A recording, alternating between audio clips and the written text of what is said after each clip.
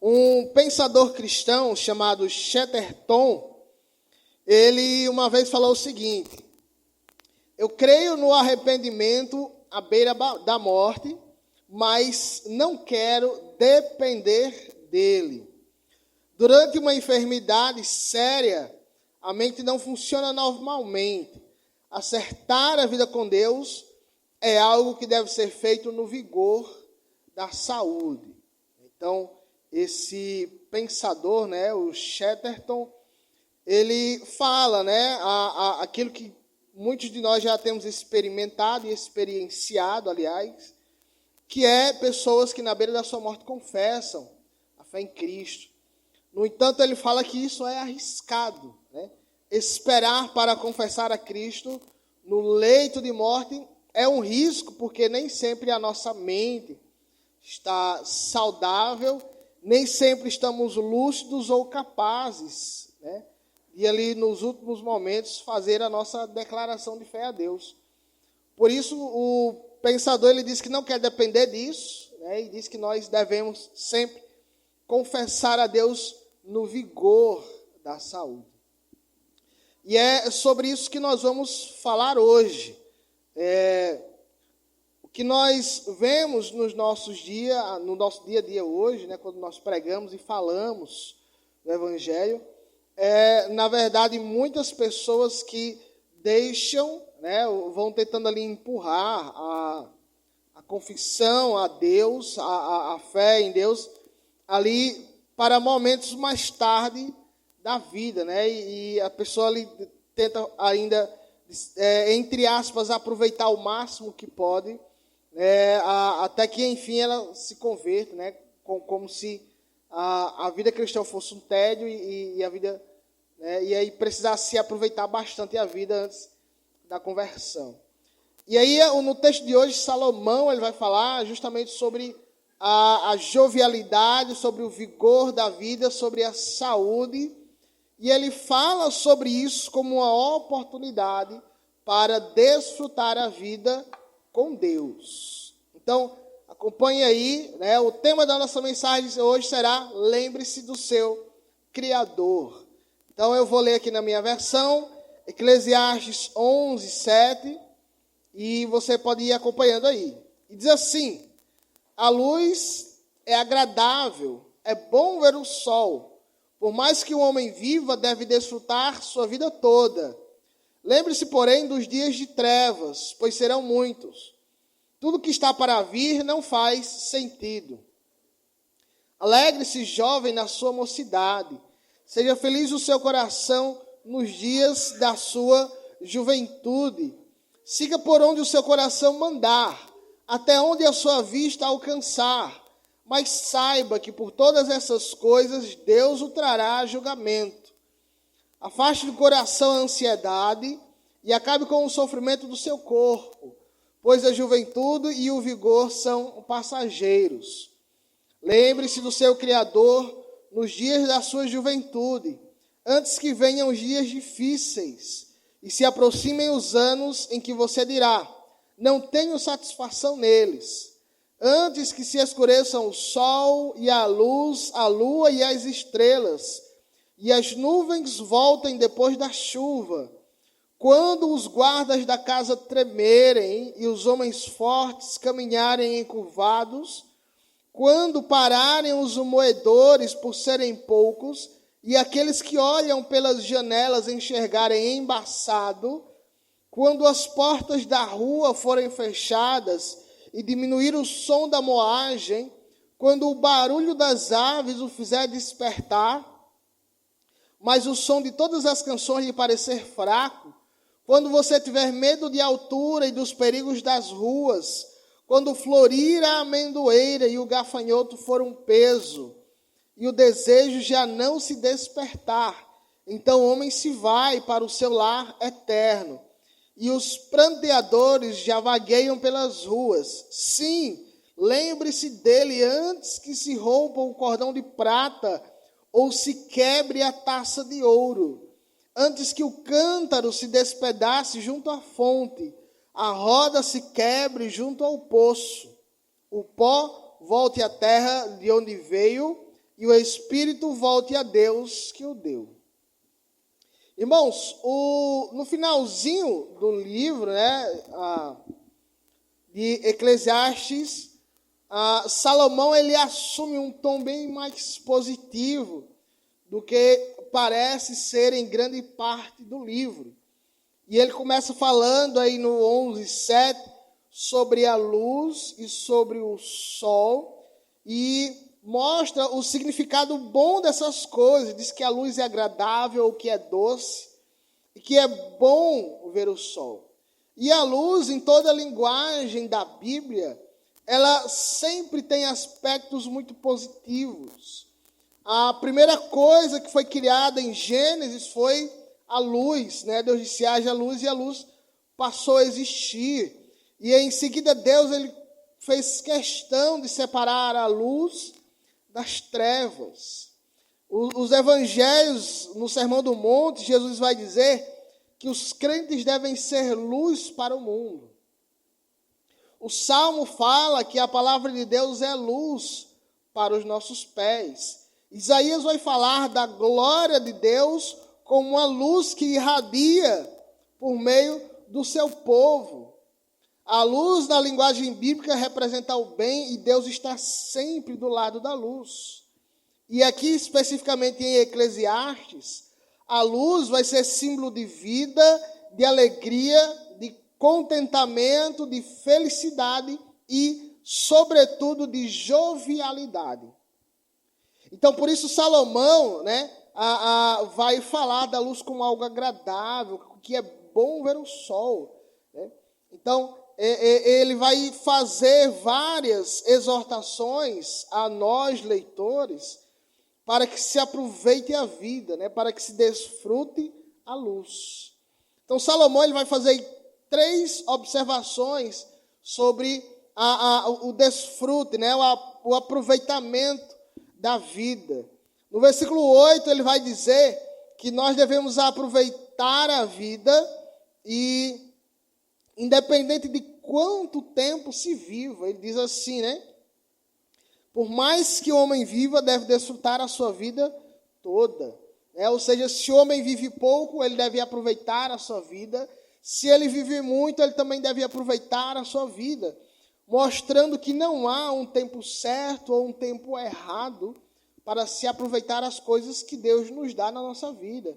Seja jovem ou seja novo, aliás, seja jovem ou seja velho, né, vivendo pouco ou vivendo muito, né, nós devemos, sempre que tivermos oportunidade, aproveitar a vida. No entanto, né, esse desfrute da vida não deve ser de forma irresponsável ou de forma ingênua, né, achando que sempre a vida será somente de momentos bons. Ele vai dizer no versículo 8, porém lembre-se dos dias das trevas. Então, é preciso esperar e se preparar para os dias de trevas que certamente virão. Então, aproveitar a vida também não deve ser uma ação, uma atitude irresponsável, sem levar em consideração aquilo que pode nos acontecer no futuro. Né? Então, pensando aqui que Salomão sempre fala especificamente aos jovens nesse texto, né?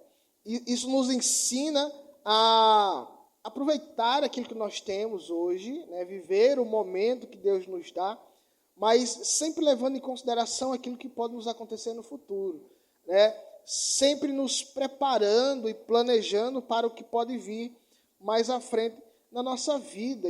E o que são, né, especificamente esses dias de trevas? Olhando para todo o texto que nós lemos hoje, os dias de trevas certamente se referem à velhice, né, a muita idade, que certamente traz as suas limitações, né, as suas dificuldades, quando já não é mais possível se desfrutar tanto da vida.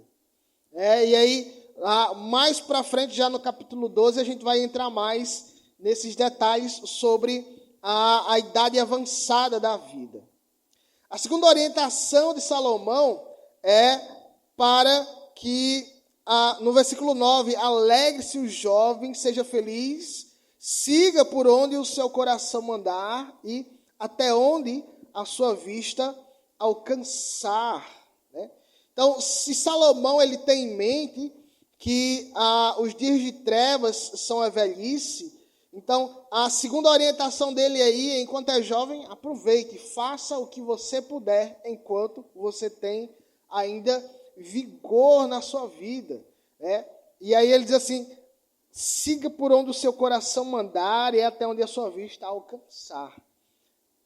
Não sei quantos irmãos aqui conhecem o desenho do Toy Story, né? Mas tem um personagem chamado Buzz Lightyear, que a frase-chave dele é ao infinito e além.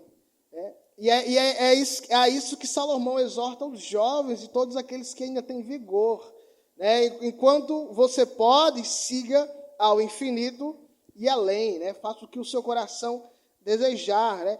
Esse é o momento de fazer planos, de buscar com mais vigor aquilo que se deseja, de estabelecer objetivos na vida, de se programar, de se planejar para aquilo que você quer para o futuro, de organizar a sua vida em torno daquilo que você planeja para a sua vida. No entanto, Salomão ele vai nos lembrar de que essa orientação, esse conselho para ir ao infinito e além, não é uma carta branca para se viver do jeito que se quiser. Porque ele vai fazer um contraponto, e aí ele vai dizer, saiba que tudo que você faz, você terá que prestar contas a Deus. Né? No momento chave da sua vida, Deus trará você ao julgamento. E isso é muito interessante, Salomão falar isso, porque durante todo o livro, né, nós vemos sempre Salomão mostrando para a gente a soberania de Deus e a grandeza de Deus e o domínio de Deus sobre todas as coisas. E como nós falamos nas últimas mensagens, e talvez isso soe para alguém como um certo fatalismo na vida, né, de que não haja para o ser humano espaço para as escolhas da sua vida. Né? E é justamente Salomão, ele nos mostra aqui que há realmente espaço, né? Apesar de que Deus controla todas as coisas, há ainda espaço para as escolhas da nossa vida. Ou seja, nós somos livres para tomarmos as nossas decisões e também somos responsáveis para nos apresentarmos diante de Deus pelas escolhas que nós fazemos.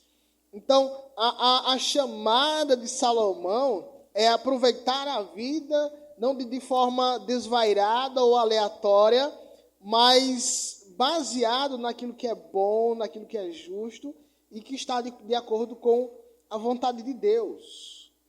Isso nos lembra aqui o que Paulo fala lá na sua carta aos Coríntios. Tudo me é permitido, mas nem tudo convém, né? É a mesma lição aqui de Salomão, né? Só que com outras palavras. Né? Ao jovem e àqueles que ainda têm vigor, todas as coisas do mundo estão aí à disposição, mas nem todas elas convêm. Paulo ainda vai dizer, tudo me é permitido, mas eu não me deixarei que nada domine. Né? E ele ainda vai dizer, os alimentos foram feitos para o estômago para os alimentos, mas Deus destruirá a ambos. Né? Então, com outras palavras, Paulo ensina aí o mesmo ensino de Salomão, né? Que nós temos liberdade para aproveitar a vida, para fazer nossas escolhas, mas tudo, obviamente, dentro daquilo que Deus estabelece como bom e justo. E aí, por isso, fica implícito também na fala de Salomão que há coisas que os jovens podem fazer e que aos idosos já não é mais tão possível. Né? Por isso Salomão diz aí, aproveite a vida enquanto alguém tem oportunidade. E em terceiro lugar, Salomão vai dizer, né, aproveite a vida. O modo de aproveitar a vida é afastando o coração da ansiedade e o sofrimento do corpo. ou em algumas versões aí aparece a expressão remover a dor do coração e afastar o mal do corpo. Para se aproveitar a vida e ter uma boa vida dentro daquilo que Deus estabelece, duas coisas são necessárias, né? Remover do coração tudo aquilo que pode causar ansiedade, dor, aflição, ou seja, as preocupações da vida que acabam roubando a nossa paz. Nada disso nos acrescenta nada na vida. E é o que o próprio Jesus ensina também no Sermão do Monte. Se você vai se preocupar aí, o que é que você pode fazer? Né? Será que a sua preocupação pode acrescentar 1 hora a mais na sua vida? Né? Pode fazer com que você viva 1 segundo a mais ou a menos, então não muda nada. Então, e aí o ensino de Jesus é deixar a ansiedade e ter fé, né, em Deus. Em segundo lugar, afastar o mal do corpo significa não permitir que os nossos corpos sejam maculados pelo pecado, que podem destruir não só a alma, como também os nossos corpos. E dificultar, né, e atrapalhar o desfrute que nós podemos fazer na nossa vida. Então, alguém pode pensar que aproveitar a vida é viver do jeito que se quer, aleatoriamente, desvairadamente, se permitir aos exageros, quando na verdade tudo isso acaba destruindo o corpo. Os vícios, os exageros, o descontrole, o alcoolismo, a glutonaria, tudo isso que à primeira vista parecem prazeres, mas na verdade no exagero acabam destruindo não só a alma, como também o nosso corpo. Destrói a nossa alma pelo pecado e o nosso corpo pelas nossas más escolhas. Então Salomão nos ensina, aproveite a vida com vigor. A melhor maneira de experimentar a felicidade enquanto se é jovem, enquanto é adulto, e ainda enquanto há vigor, é começar cedo na vida, é planejar a vida, é ter uma vida organizada desde a juventude e pensar, naquilo que você quer para o futuro, naquilo que você deseja para a sua família, para você mesmo. Os jovens que cuidam da mente e do corpo, que são centrados na palavra de Deus, evitam um monte de problemas na vida, evitam pecados destrutivos da carne, evitam maus hábitos de saúde, maus hábitos espirituais, tem mais chance de ser feliz na vida adulta, de dar mais certo naquilo que planeja para o futuro, porque evitam as loucuras da juventude, os convites absurdos, e evitam sofrer por muitas consequências que seriam por causa de decisões erradas. É isso que Salomão ensina muito bem no livro de Provérbios, quando ele escreve ali para alguém que ele chama de filho, provavelmente um filho dele, e ele vai ensinando a vários e vários momentos que se a criança ou o jovem que dá ouvido ao conselho do pai e à repreensão da mãe evita muitos males na vida. Ele vai falar sobre planejamento, vai falar sobre lidar corretamente com o dinheiro, sobre lidar corretamente com relacionamentos. Então, quando há sabedoria, planejamento, pensamento, preparo para a vida, para o agora e para o futuro, as chances de que a vida seja bem mais agradável, que tenhamos bem melhor sucesso nas coisas. Eu agradeço muito a Deus, porque meus pais sempre me orientaram a isso. Uma das coisas que eles sempre conversávamos em casa era sobre estudos, planejamento. Graças a Deus eu fui bem nos estudos, planejei bem minha vida. E assim, as coisas que a gente sempre tem tentado fazer, Deus tem nos abençoado bastante. Terminei cedo minha faculdade, passei no concurso, casei na hora certa, o filho veio na hora certa também. Então, assim, Deus tem me abençoado muito, eu acho que até mais do que eu mereço, né? E aí Salomão, entrando no capítulo 12, depois de nos exortar a viver a vida enquanto há vigor, ele vai dizer, lembre-se, enquanto você aproveita a vida, lembre-se do seu Criador. Enquanto você é jovem, se lembre-se daquele que fez todas as coisas. E lembrar-se de Deus significa reconhecer Deus como base do prazer, do desfrute da vida de qualquer pessoa. Então, tudo aquilo que se possa imaginar sobre aproveitar a vida, sobre bênçãos, sobre viver bem, sobre tomar boas decisões, tudo está centrado na pessoa de Deus, em lembrar-se de Deus e em viver para Deus. E aí Salomão vai explicar por quê. Por que lembrar-se de Deus na juventude? Porque a velhice logo chegará. E aí ele usa aí várias expressões muito interessantes no capítulo 12, para descrever a velhice. Primeiro, ele vai falar aí no versículo 2, né? Aliás, ainda no versículo 1, sobre os dias difíceis e sobre os anos em que não há mais satisfação, né? Dias difíceis, assim como no versículo 8, os dias de trevas, fazem referência à velhice, né? E os anos em que não há mais tanta alegria, não há mais tanta disposição. E ele vai falar ainda no versículo 2, antes que escureça o sol, que escureça a luz, que escureça a lua, que se escureça as estrelas, antes que chova e depois da chuva volte, o tempo volte a ficar nublado, né? Então Salomão ele vai trazer uma série de linguagens que, em oposição à primeira parte, né, que fala muito sobre a luz e sobre o dia, vai mostrar aqui a velhice como dias de trevas, como dia de chuva, como um dia nublado e certamente dias de muitas dificuldades. E aí Salomão ele passa a descrever a velhice e as suas dificuldades, assim, de forma muito bela e de forma muito curiosa, né? E é um dos textos, um dos poemas mais conhecidos do livro de Eclesiastes e também da Bíblia.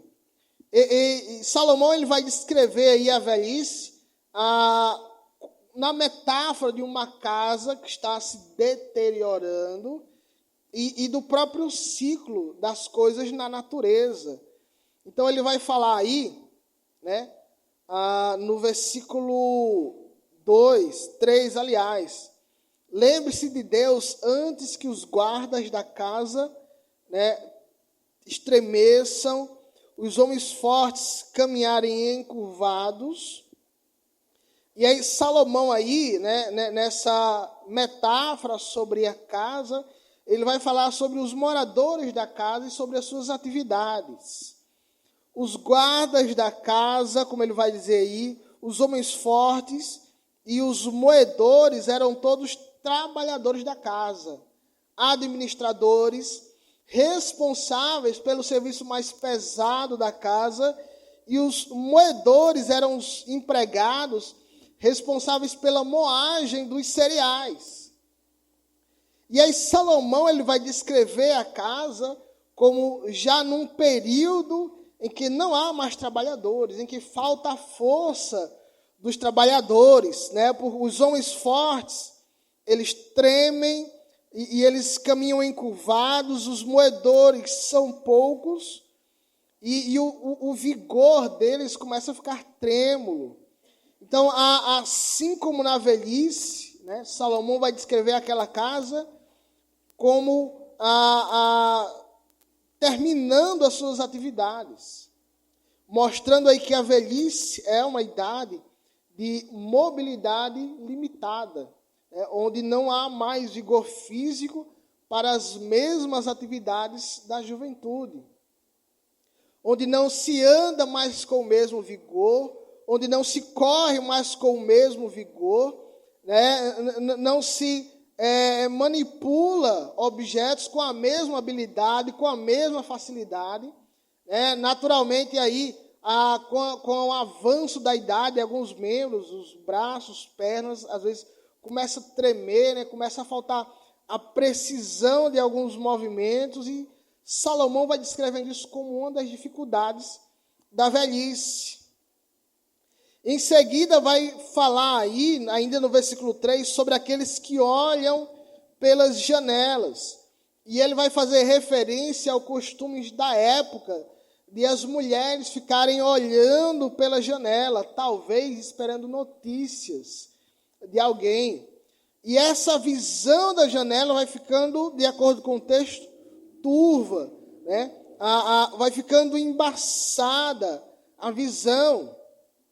E por não haver mais atividades, além da visão turva da janela, as portas vão se fechando, o som da rua vai diminuindo, o som da moagem também, o som das canções parece fraco.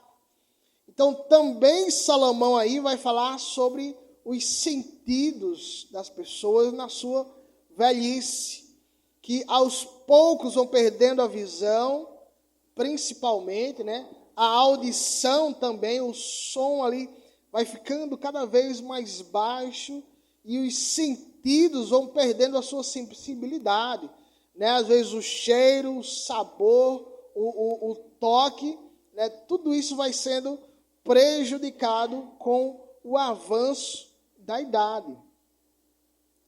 E é muito interessante, porque Salomão vai falar aí no versículo 4, porque os sons das canções parecem fracos, o barulho da moagem diminui, mas o simples canto das aves o faz despertar, mostrando também aí que, apesar da sensibilidade menor dos sentidos, a velhice traz bastante incômodo, que até mesmo o canto das árvores às vezes parece incomodar o sono de alguém de mais idade.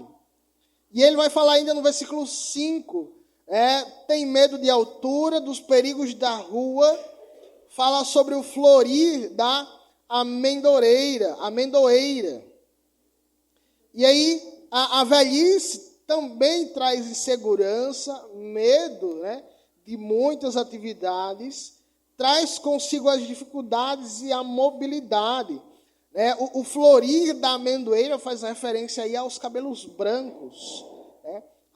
O pé de amêndoas, quando ele dá flores, as flores são bem branquinhas e meio rosadas, como também vai ficando o cabelo de alguém na velhice. O gafanhoto, é um peso, e o desejo já se vai. Então, o texto vai falando aí sobre o ciclo da vida, que inicia ali com o florir das flores, e isso vai se passando, e os desejos se vão, e o vigor também se vai.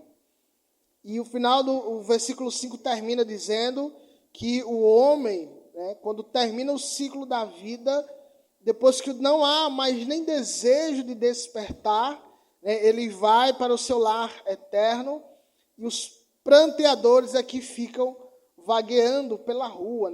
Salomão também faz referência aí aos costumes funerários da época. Quando alguém era sepultado, existiam alguns profissionais pagos só para chorar no enterro de alguém. Que no Evangelho a gente vai ouvir falar sobre as carpideiras. Então isso era uma profissão na época, e era uma profissão muito valorizada, viu, gente? Então sabia-se, que uma pessoa era muito honrada, que uma pessoa era muito querida, pela quantidade de pranteadores que haviam ali em torno do caixão. Então, quanto mais gente para chorar, então mais amada e mais querida era aquela pessoa em vida. Então, Salomão ele vai descrevendo aí aquilo que é o ciclo do fim da vida, a perda da mobilidade, perda dos sentidos, o incômodo, o medo, né? A insegurança, a perda do desejo, né? Até mesmo da vida e, por fim, a morte. E a morte, Salomão vai ilustrar aí no versículo 6 e 7, né? Ele repete novamente a exortação, sim, lembre-se do Criador. Antes que se rompa o cordão de prata, né, ou que se quebre a taça de ouro. Então, aí a gente tem uma imagem de a taça de ouro, na verdade, é uma lâmpada, né, uma lamparina, né, muito bem ornada, que se usava na época, né, para acender a luz, e ela ficava pendurada no teto por um cordão de ouro, né? Isso em casas mais chiques. E aí, quando o cordão se rompe, né, se o cordão é cortado, então a taça cai, né, e o azeite se derrama, o pavio se parte e a luz se acaba, né, simbolizando aí, nessa metáfora de Salomão, a morte. Mais uma vez aí ele fala sobre o cântaro que se despedaça junto à fonte. E a imagem que Salomão traz aí é de um poço, né, em que você coloca lá o cântaro, né, o vaso para tirar água, e esse vaso também é sustentado por uma corda e numa polia na base do poço. E se a corda é cortada quando alguém está tirando a água, então a água se esvai e o cântaro pode cair à beira da fonte do poço e se partir em meio às pedras, né? E aí, mais uma vez, nessa metáfora, essa descrição da água que se derrama e do cântaro que se parte, simboliza a morte. E aí, finalmente, no versículo 7, Salomão fala sobre o pó, que volta à terra de onde veio e volta para Deus que deu o Espírito. Então, e aí o pó, né, faz referência lá àquele texto de Gênesis, quando Deus amaldiçoa o homem, diz que ele veio do pó e para o pó tornará, né, deixando bem claro aí que Salomão fala sobre a morte. Então, Salomão vai nos mostrar, né, com essas figuras da velhice, a dificuldade que é você tentar aproveitar a vida e tentar viver para Deus quando já não há mais vigor para isso. Ele vai nos mostrar que o homem deve aproveitar a vida e buscar a Deus antes que venham os dias da velhice. E isso é muito interessante, porque quem tem mais tempo de igreja vê como é isso na prática. Então, aquelas pessoas que, às vezes, no começo, né, na plantação da igreja, são as pessoas que mais trabalhavam pelo crescimento da igreja. Com o passar do tempo, a gente vai percebendo, né, o cansaço e a velhice atingindo várias dessas pessoas. Né?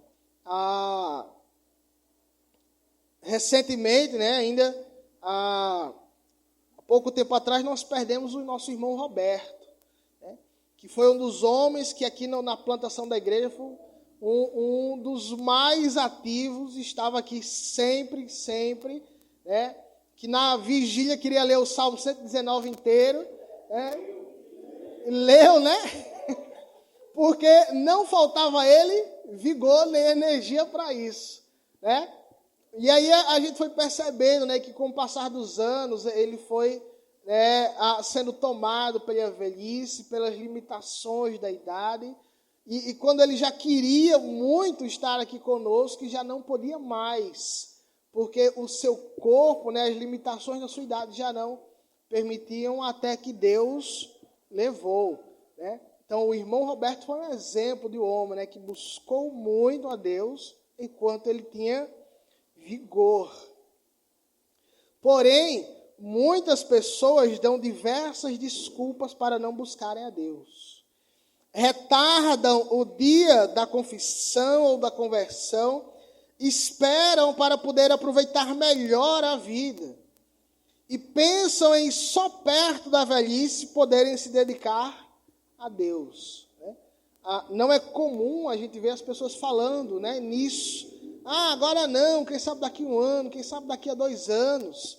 Né, eu vou aproveitar um pouquinho mais aqui e aí depois eu aceito o Evangelho.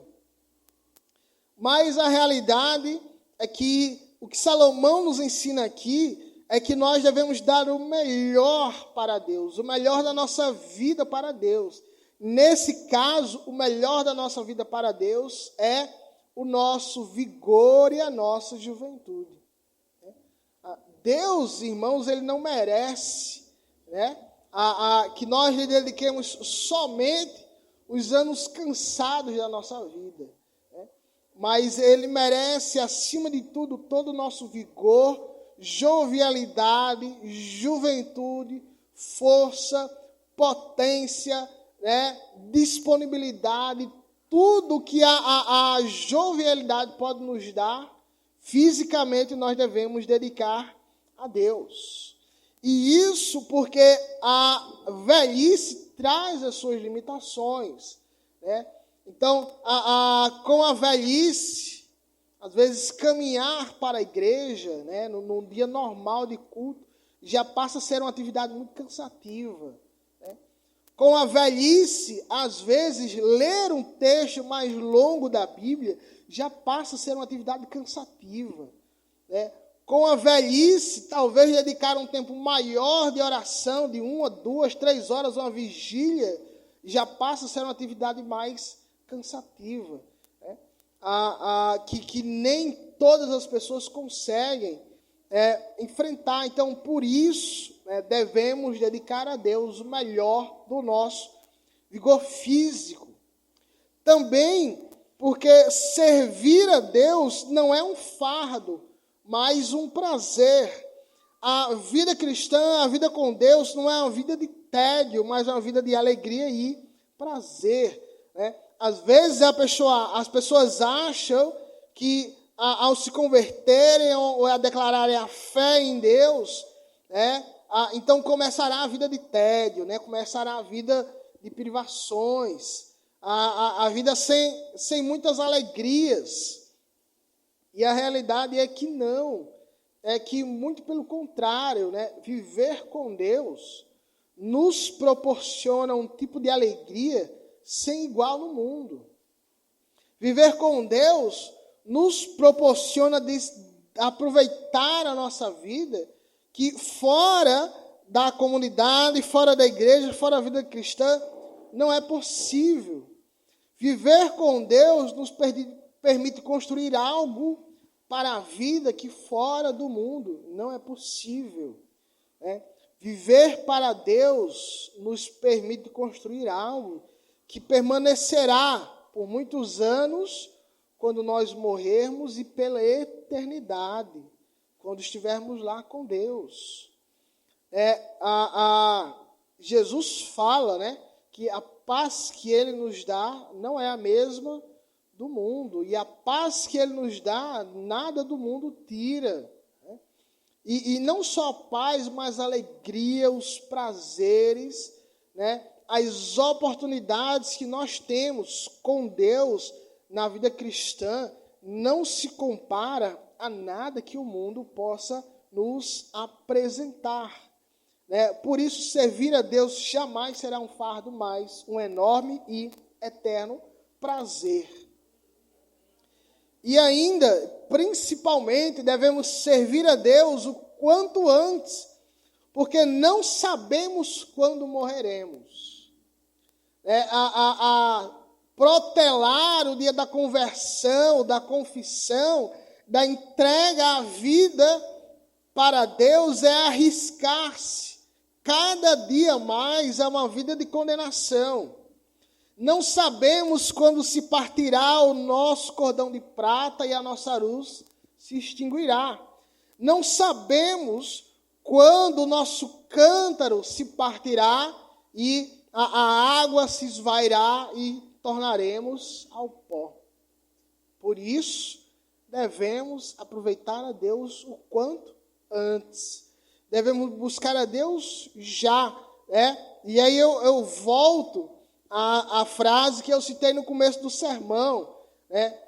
Sim, pode haver arrependimento na hora da morte, mas não devemos depender dele. Devemos dedicar uma vida de louvor a Deus, de adoração, o quanto antes.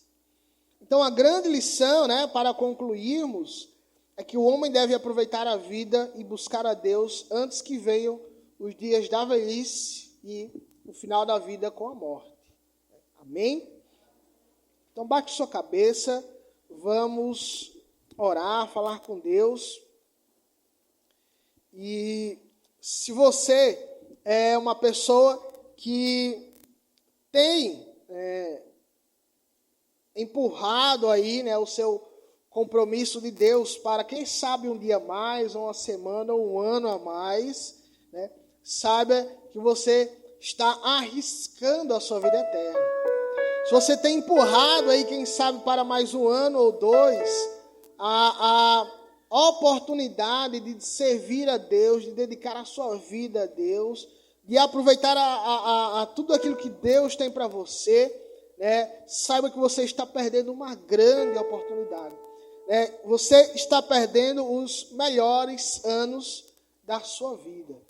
Se você já está numa idade um pouco mais avançada e já sente, né, as limitações da idade, as limitações do tempo sobre você, ore também. Peça para que Deus lhe dê um pouquinho mais de ânimo, um pouquinho mais de força, de vigor, para que você possa servi-lo ainda por alguns anos a mais.